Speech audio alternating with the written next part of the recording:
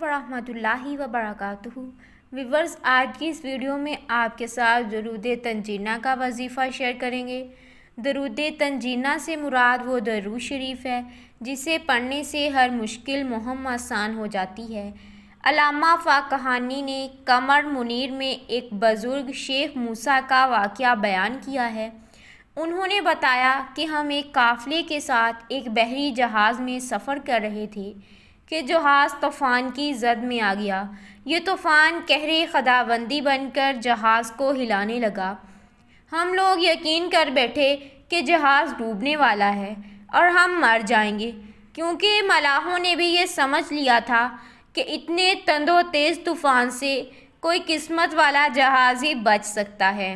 سرکار دو عالم حضور صلی اللہ علیہ وسلم تشریف لائے اور مجھے حکم دیا کہ تم اور تمہارے ساتھی یہ درود شریف 1000 بار پڑھو۔ میں بیدار ہوا، اپنے دوستوں کو جمع کیا اور وضو کر کے درود شریف پڑھنا شروع کر دیا۔ 300 بار ہی پڑھا تھا کہ طوفان کا زور کم ہونے لگا۔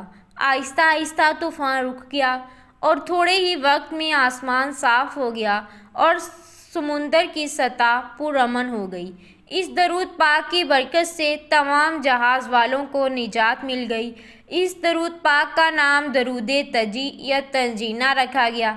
جو شخص اس درود پاک کو ادب و احترام سے قبلہ رو ہو کر ہر روز 300 بار پڑھے گا، اللہ کے فضل سے اس کی سخت سے سخت مشکل حل ہو جائے گی۔ شرح دلائل الخیرات کے مؤلف نے لکھا ہے کہ جسے نبی صلی اللہ علیہ وسلم کی زیارت کا شوق ہو، وہ خالص نیت سے یہ درود پڑھے اور بعد نماز عشاء 1000 بار پورا کرے اور بستر کو معطر کر کے باوضو ہی سو جائے۔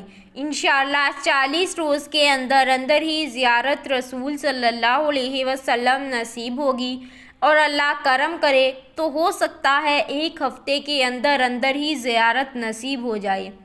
ایک بزرگ کا کہنا ہے کہ جو شخص اس درود پاک کو صبح و شام 10 بار پڑھے تو اللہ تعالیٰ اس سے راضی ہو جائے گا اور اللہ کے قہر سے نجات ملے گی۔ اللہ اسے برائیوں سے محفوظ رکھے گا، اس کے غم مٹ جائیں گے۔